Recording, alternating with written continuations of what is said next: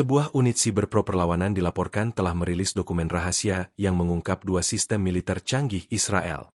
Front Dukungan Siber telah mengungkap dokumen yang terkait dengan dua produk militer utama Israel menyusul serangan siber yang ditargetkan. Produk pertama adalah sistem pengintaian dan akuisisi target berbasis darat untuk serangan presisi jarak jauh bernama Hattori-X. Produk kedua adalah sistem rudal berpemandu presisi multiplatform generasi kelima yang dirancang untuk skenario pertempuran modern Spike LR-2. Kedua sistem tersebut dikembangkan sebuah firma industri militer di Palestina yang diduduki Israel Sear Casting Exact, berdasarkan kontrak dari Rafael dan Elbit Systems. Operasi siber tersebut merupakan bagian dari serangan yang lebih luas untuk membongkar kompleks industri militer rezim Israel. Unit siber Cyber Isnad Front sebelumnya juga dilaporkan telah mengganggu operasi di kontraktor untuk militer dan Kementerian Perang Israel, Ben Simon Aluminium Industries. Cyber Isnad Front melaporkan mereka menonaktifkan semua sistem operasional dan mencuri informasi sensitif terkait fasilitas strategis, termasuk yang digunakan oleh unit 8200. Data itu dilaporkan ditransfer ke unit rudal perlawanan untuk integrasi operasional. Peretasan ini menyusul serangan sebelumnya terhadap Rafael, yang menyebabkan kegagalan fungsional pada sistem militer aktif.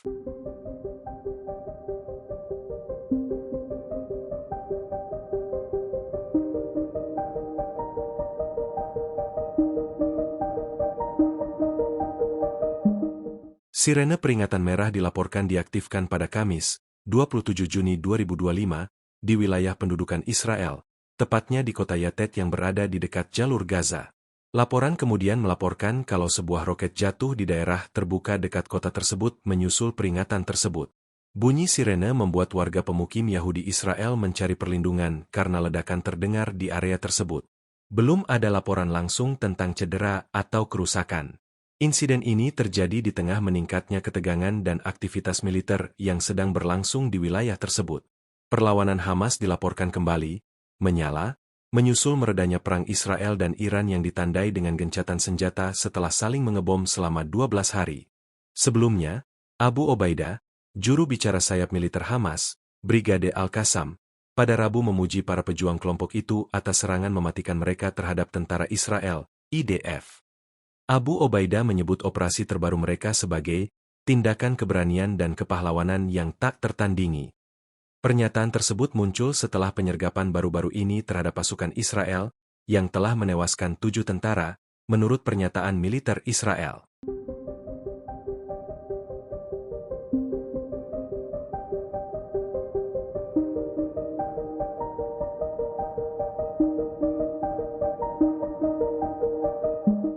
Presiden Amerika Serikat, AS, Donald Trump dan Perdana Menteri Israel Benyamin Netanyahu tiba-tiba membuat gebrakan baru setelah terlibat dalam agresi militer dengan Iran. Pada Jumat, 27 Juni 2025, dini hari waktu Indonesia, kedua pemimpin kedua negara tersebut menyepakati sebuah proposal perdamaian dalam konflik dengan Palestina di Gaza. Menurut Israel Hayom, Trump dan Netanyahu pada prinsipnya telah menyetujui sebuah kerangka kerja untuk mengakhiri perang Gaza. Sedikitnya terdapat 3 poin yang menjadi sorotan. Yang pertama terkait waktu. Kemudian perjanjian Abraham dengan menyinggung dua negara lain. Kemudian poin ketiga adalah kedaulatan Israel di beberapa wilayah tepi barat. Berikut 3 poin tersebut lebih rinci dikutip dari Israel Hayom. 1. Mengakhiri genosida Gaza dalam waktu 2 minggu. 2. Memperluas perjanjian Abraham agar mencakup negara-negara seperti Suriah dan Arab Saudi.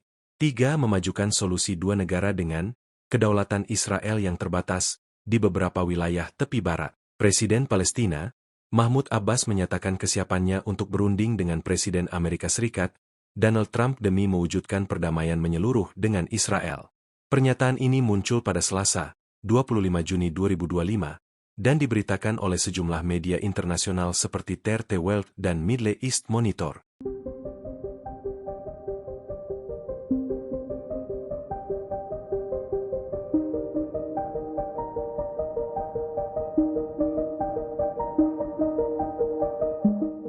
Setelah perang 12 hari dan disepakati gencatan senjata dengan Israel, Iran beralih ke tindakan keras keamanan internal di seluruh negeri. Iran bakal berfokus di wilayah Kurdi dengan melakukan penangkapan massal, eksekusi dan pengerahan militer.